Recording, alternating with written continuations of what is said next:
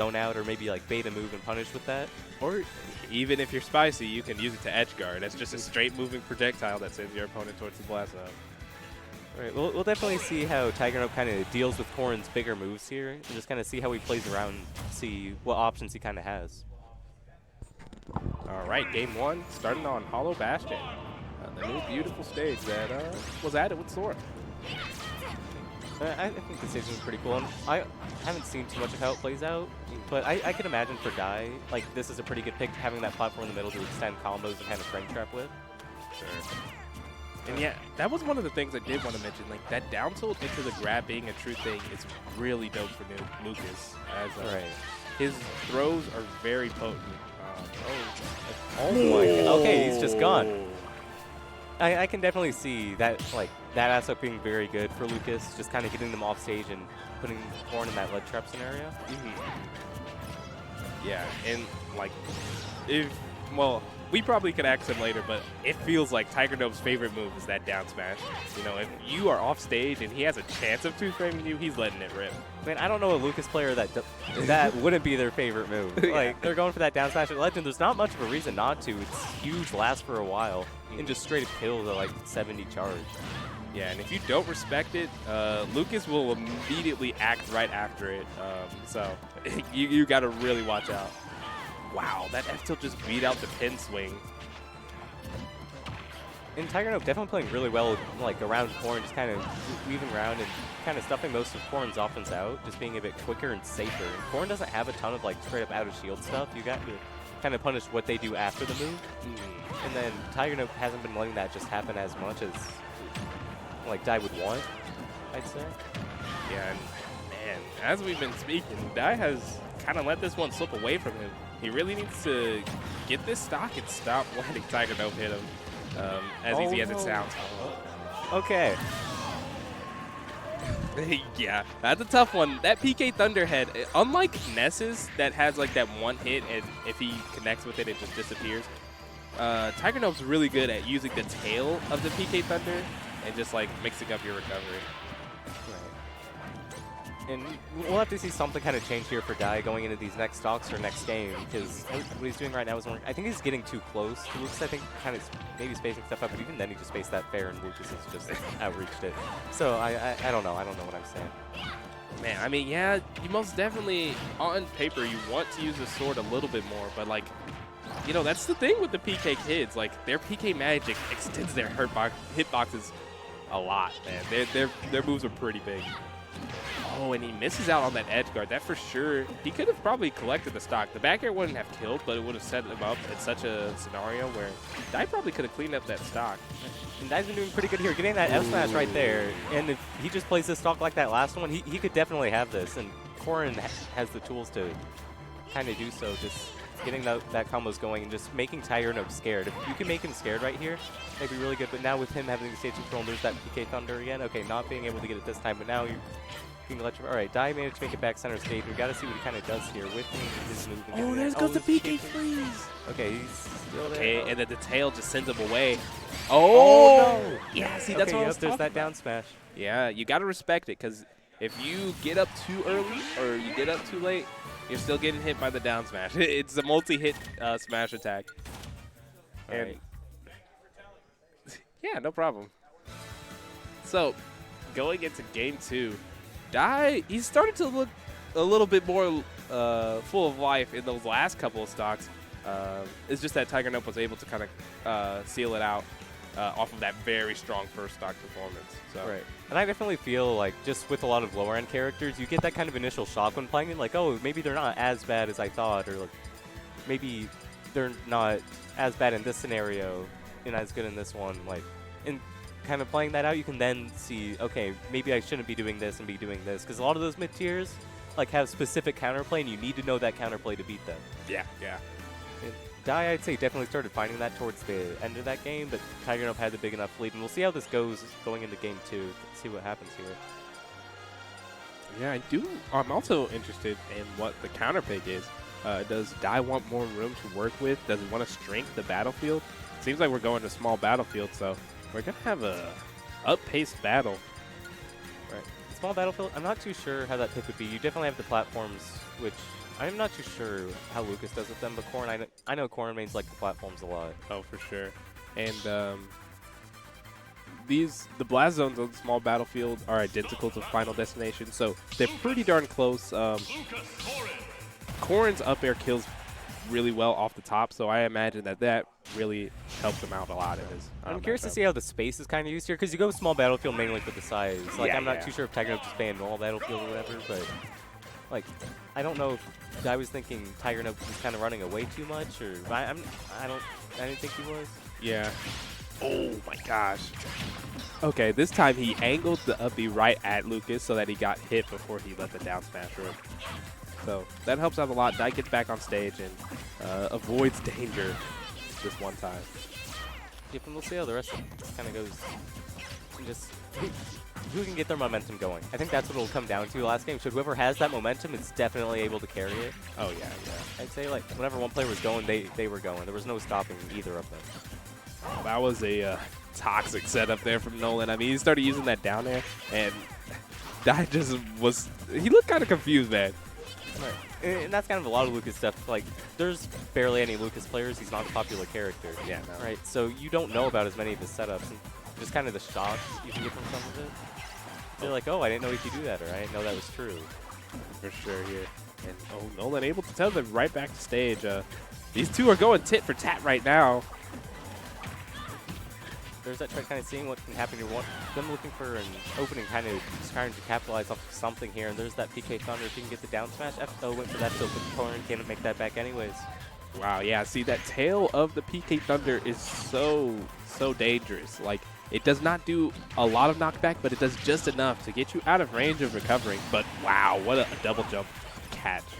Right. And like you were saying earlier, Lucas does kind of struggle in those kind of areas when you're not in that immediate zero range. And Dai had not going for that, or having not going for that edge guard or whatever. Yeah, definitely kind of shocked Tigernope when he's able to get that stock and get himself kind of going here. Yeah, those are most definitely the type of plays you need to put on if you want to take the lead against Tigernope here. And one thing Dai's really good at, I think, or when I play him, he's really good at just walling you out. Like, when you're in that corner, he's not just going to let you back to center stage. Like, he'll find that back air. He'll find his aerial he kind of needs to get what he wants, really. And that's why I'm not surprised that he's kind of shocked by Tigernope, because that double jump cancels there is just not an option other characters in the game have. So his usual game, he has to respect that. And you can see that in his wall out gameplay, he's starting to respect it and keeping Tigernope in the corner a lot longer than he's comfortable with. And I think what definitely has happened is Dai is respecting more of Lucas's stuff kind of going into this, and he's not getting hit by as much gank, I guess you could say, from game one. For sure, for sure. And now he's got the lead here, and it'd be really good if he can capitalize off something here. Oh, okay. That might have actually helped him recover. Potentially, yeah. Tigernope most definitely wanted the tail instead of the big ball hitbox, because it hit him right towards the stage. But, I mean, Tigernope's not too far away. If he could get the grab, ooh, but the back throw doesn't kill yet. But that PK tail may have, oh, okay, I thought it secured the stock, but not quite. Oh, there's just the fair. Yeah, he was just letting it rip. Yeah, he was just swinging it out, and it connected. Right, it worked, and now he's got himself in a better position than he was before. Taking that stock line, I think, was really important. And then Tigernope hasn't gotten too much momentum this set. I think it's been more kind of raw hits compared to game one. So, I think he might have messed up the double jump there. I'm not too sure what happened, and not getting that bear just might not have been true. Oh. Wow, Dai didn't go for the pin kick. Maybe he saw that it wouldn't connect, because that just sometimes happens with Corrin. Right. And I also know, it can put you in a tech situation. If you kind of release it sometimes, you can go for tech chases off of it and just get killed that way too. Oh my goodness, he went for the the drag you across the stage, and he gets pancake, but not gonna die. If you want to see how Tigernope kind of gets back here, Dai preferring the edge guard or ledge trap. He's kind of play it a bit safer. You don't want to take too many risks right now, just because one bad move can lose you the game right now. Lose you the set. Oh, what an F tilt, dude! Tigernope is on the cusp of winning this, making this upset, at least by bracket standards. Oh, wow, that up air was almost well timed. Oh, and Dai didn't go for the kick. maybe it's just from Corrin. I don't know if he's just messing up. I'm not too sure what's happening here, really. But he's got to find something. Not like just don't let that get to you. That's what you got to let happen. Okay, there's the up air. Yep. Yeah. Okay, taking game 2. Ooh, and Dai was fighting for his life there, but you can see he kind of put Tigernope in a situation he wasn't comfortable in, and maybe some of the spaghetti coming in play, but Tigernope ended up falling to an up air, and we get an epic game 3. Did you see the stage they picked?